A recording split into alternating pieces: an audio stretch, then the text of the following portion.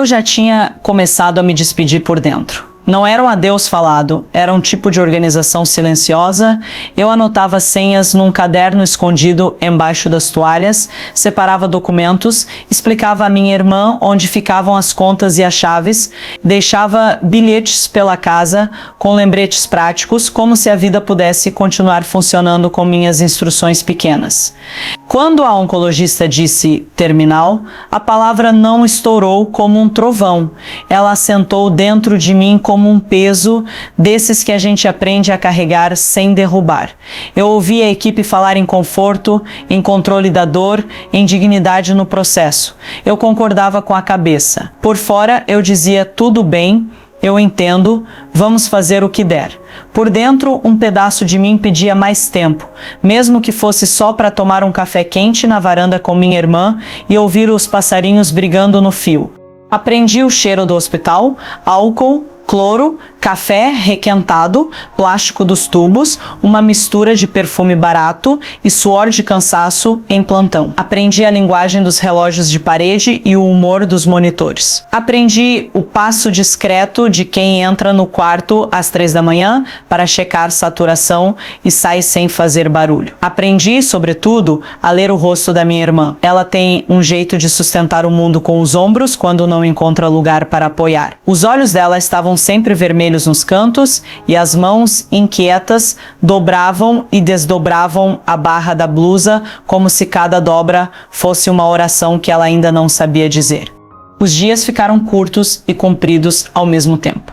Curto para o corpo que cansava com quase nada. Comprido para a cabeça que pensava em tudo. Eu tinha dores que subiam como maré e, quando recuavam, deixavam areia de cansaço por toda parte. Chegou um ponto em que o plano de saúde e o SUS se misturaram na nossa rotina. Consulta aqui, exame lá, encaixe acolá, papelada de autorização andando devagar como fila de banco. A médica foi honesta.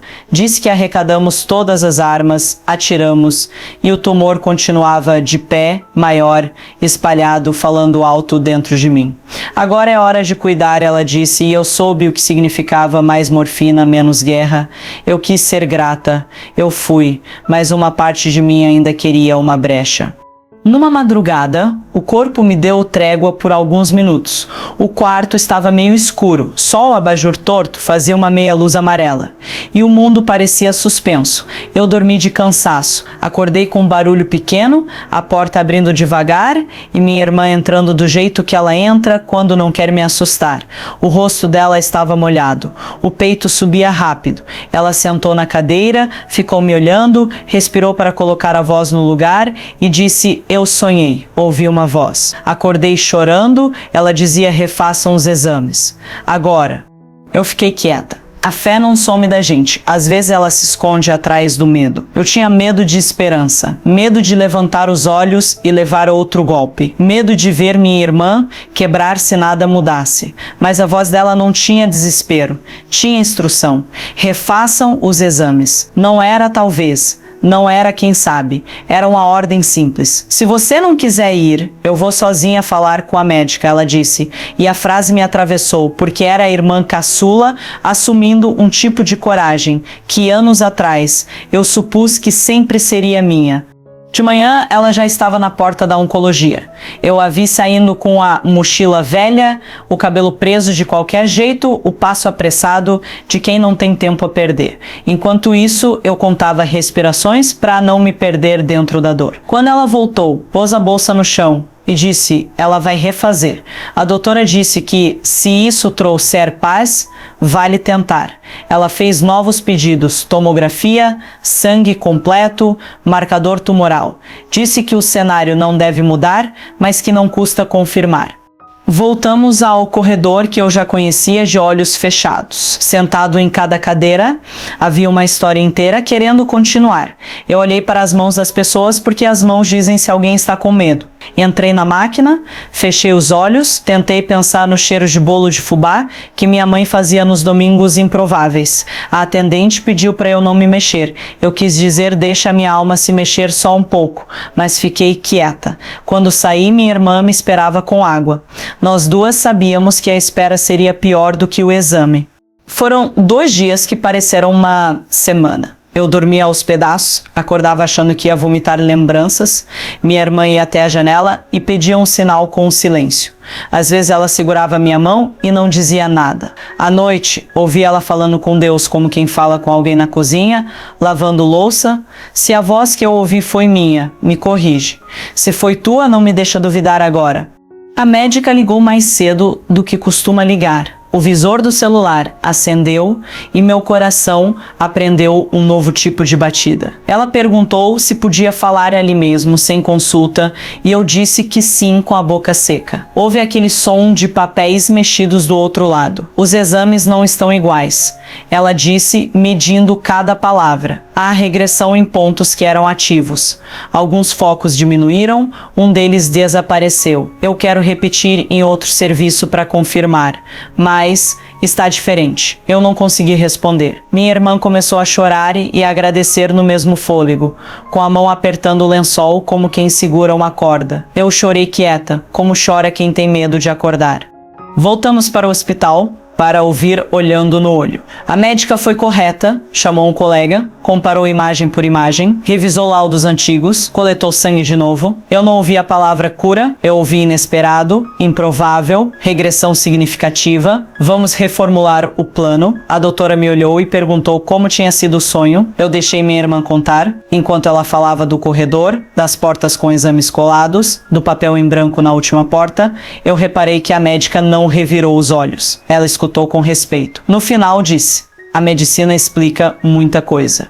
Outras não. Eu não sei explicar agora. Eu sei que a gente vai refazer o caminho. Refizeram. Mudar tratamento naquele ponto parecia mexer com a rotação da Terra, mas fizeram com cuidado. Tiraram uma droga, ajustaram outra, marcaram uma biópsia de uma área que antes parecia feroz e agora estava silenciosa. A lâmina nova veio com palavras que eu nunca tinha visto ao meu favor: necrose tumoral, redução de atividade, resposta não usual.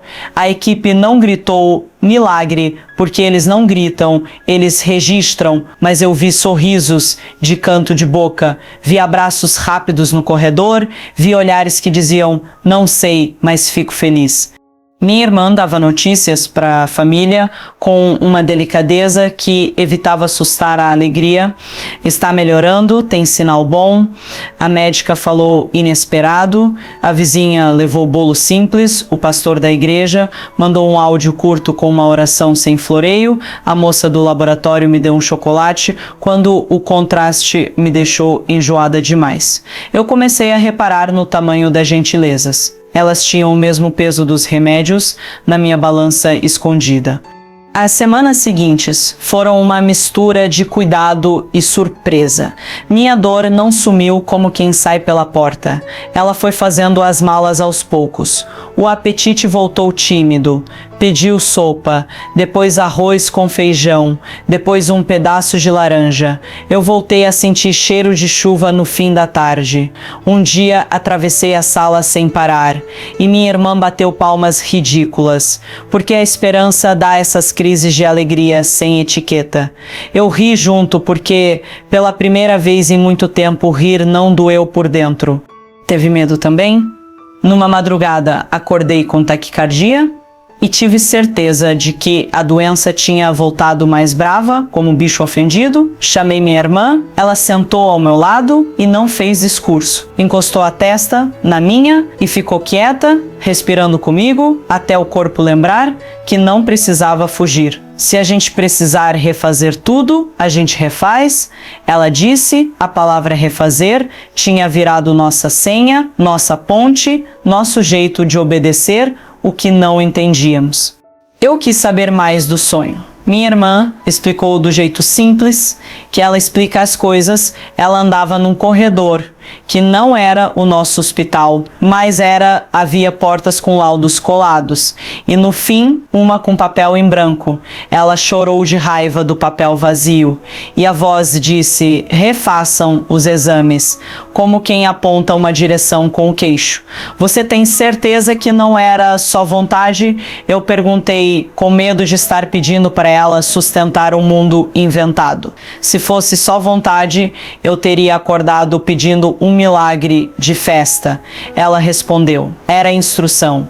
E eu não tinha forças para inventar instrução naquela hora. Eu acreditei, não porque eu entendi, mas porque eu confiei na fonte que fala com ela quando eu estou sem palavras. Voltei à oncologia para revisão. A doutora trouxe o novo plano com caneta marcando horários e ajustes.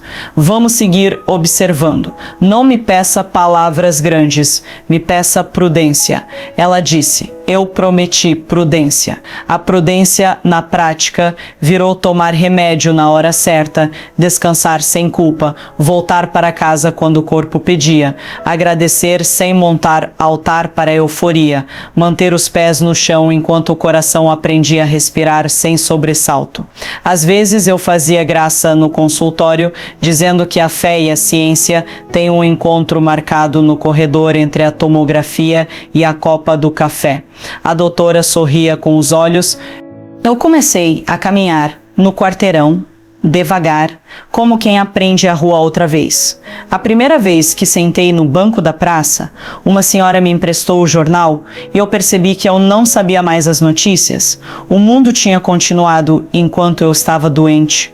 Eu me senti convidada a reinstalar a vida aos poucos, como aplicativo que a gente apaga e baixa de novo.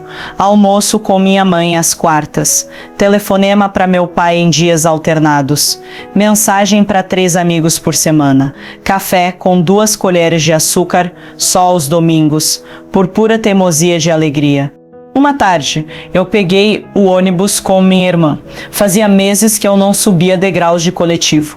O motorista esperou eu alcançar. Um rapaz cedeu o lugar. Eu sentei de frente para a janela e vi a cidade passando como se fosse nova. As paredes pichadas, o cachorro de rua dormindo no sol, a banca de jornal que insistia em vender figurinhas antigas, o menino equilibrando a mochila numa roda só de bicicleta. Eu chorei sem vergonha. Minha irmã me cutucou de leve e disse: a voz que eu ouvi naquela noite não falava sobre sumir com a dor do mundo. Ela mandou refazer exames. Só isso. Às vezes, obedecer o simples abre portas que a gente nem sabia que existiam. Eu trouxe a fé de volta para a mesa, mas sem transformá-la em bandeira. Não prometi o que eu não podia cumprir. Não saí por aí dizendo que todo mundo tinha que refazer exame por causa de sonho.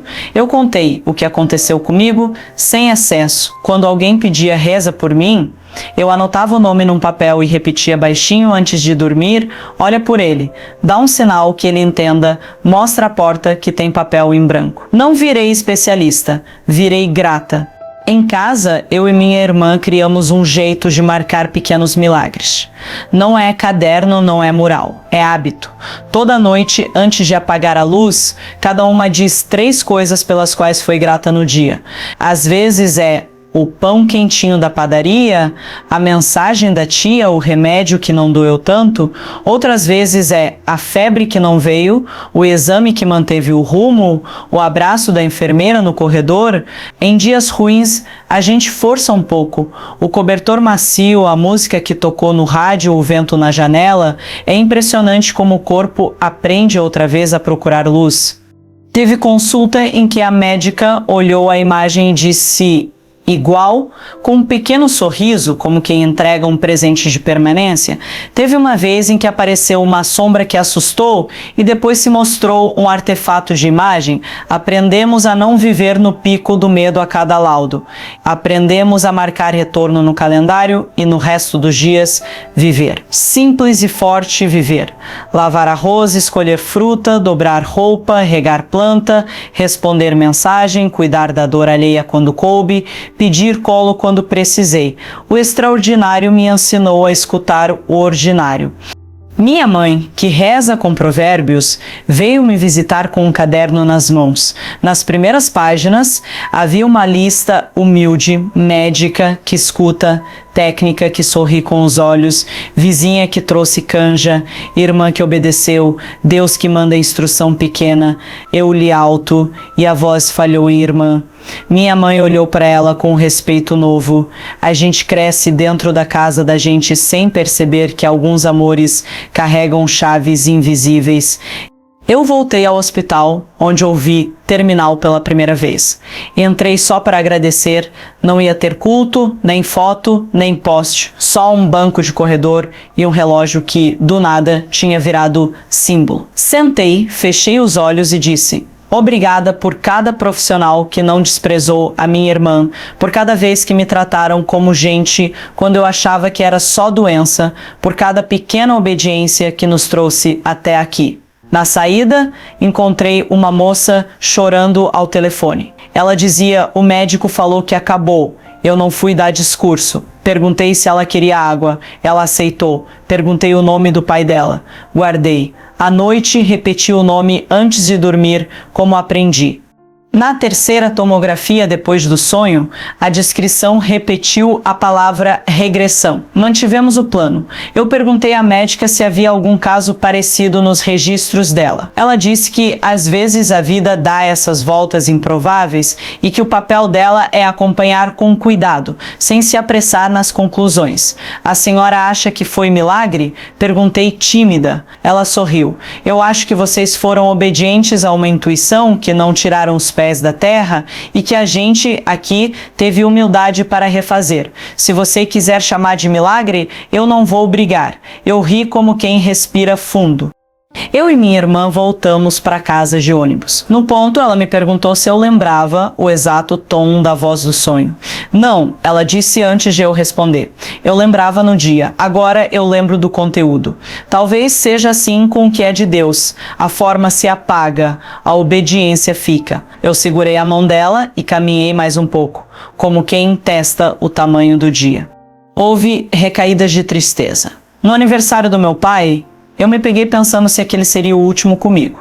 Fiquei brava com Deus por um instante, por me dar fôlego e ao mesmo tempo me lembrar do limite. Fiquei brava com o corpo por cansar no meio do parabéns. Fiquei brava comigo por não ser grata o suficiente.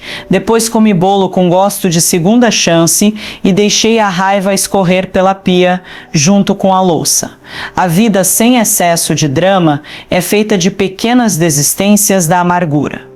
Uma noite, acordei às 3 e pouco e precisei ir ao banheiro. A casa estava fria, voltei, deitei e não consegui dormir. Fiquei pensando no corredor do sonho. Rabisquei num papel uma porta com um papel em branco, escrevi "refaçam os exames" bem no meio. Não para idolatrar a frase, mas para lembrar que, diante do desespero, obedecer o simples pode ser o primeiro passo. Colei no interior do meu armário. Quando visto a blusa de manhã, vejo o recado e sorrio. Não é uma receita, é uma memória. Nos meses seguintes, a rede de gente ao nosso redor cresceu sem barulho. Teve quem fizesse compras para nós sem pedir nada em troca. Teve quem nos incluísse nos orçamentos de oração com uma disciplina que me constrange. Teve quem me dissesse no mercado, baixinho: eu não sei orar bonito, mas toda noite falo seu nome. Eu respondia que nome é a palavra mais bonita que alguém pode oferecer a Deus. Às vezes eu repetia o nome das pessoas que encontrei durante o dia, a caixa do supermercado, o motorista do aplicativo que me contou do filho, a enfermeira nova que errou a veia e pediu desculpas tremendo. Eu guardava e devolvia os nomes como cartas ao remetente. Um dia minha irmã trouxe da igreja uma caixa pequena.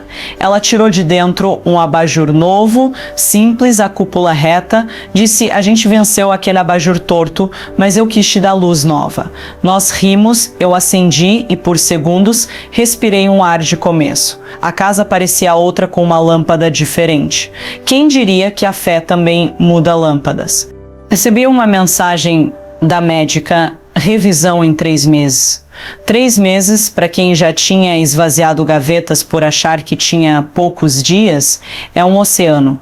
Eu marquei no calendário com caneta grossa e escrevi ao lado: até lá, viver. E fui cumprindo. Cozinhei feijão em fogo baixo, respondi e-mails esquivos, devolvi uma ligação que eu fugia, assisti à tarde se retirando pela janela, fiz a unha com cuidado, doei roupas que sobravam, aceitei convite de café, recusei o que me faria mal, Até voltei a cantar distraída, lavando louça. Minha irmã me pegou e disse: "É a primeira vez que eu te ouço cantar sem esforço." Eu não sabia que ela prestava atenção nessas minudências. Na revisão, o corredor do hospital tinha cheiro de começo de chuva. A tomografia veio semelhante, com pequenas melhoras. A médica repetiu a liturgia de prudência. Eu saí sem flutuar, mas com os pés mais firmes. A gente aprende a caminhar sobre o chão que tem, e o nosso chão, naquele dia, estava estável. No ônibus de volta, uma criança cantava alto uma música sem letra. Eu fechei os olhos e pensei no dia em que eu quase devolvi meu fôlego. Lembrei da minha irmã entrando no quarto com o rosto molhado, da voz que mandou refaçam os exames, do papel em branco da porta. Lembrei de mim obedecendo sem entender, e uma gratidão imensa me atravessou da cabeça ao calcanhar. Eu não prometo nada para ninguém, não digo que se você sonhar, tudo muda. Digo que se você ouvir uma instrução simples que não fere ninguém e te chama para um passo possível, talvez valha obedecer. Digo que médicos bons carregam humildade na bolsa de plantão. Digo que família que ama vira equipe de resgate. Digo que Deus, às vezes, desenha saídas por corredores que parecem sem porta. Digo que a vida, mesmo quando fala um terminal, encontra maneiras de permanecer no plural. Tem noites em que o medo aparece e sussurra. E se voltar? Eu respondo: se voltar, a gente refaz. A frase não é amuleto, é postura. A gente refaz consulta, refaz caminho, refaz rotina, refaz coragem. A gente refaz a oração sem ensinar Deus a ser Deus. A gente refaz o abraço, o prato simples, a risada pequena, o pedido de perdão. Refazer não é voltar para trás, é aprender uma maneira nova de seguir em frente. Outro dia, voltei à janela da UTI, onde um dia eu quase não voltei, fiquei só olhando o vidro. Eu sabia que ali do outro lado pessoas queridas estavam lutando com máquinas, médicos, dores, esperanças, despedidas. Eu não fiz discurso para o vidro, fiz silêncio. No meu silêncio tinha nome.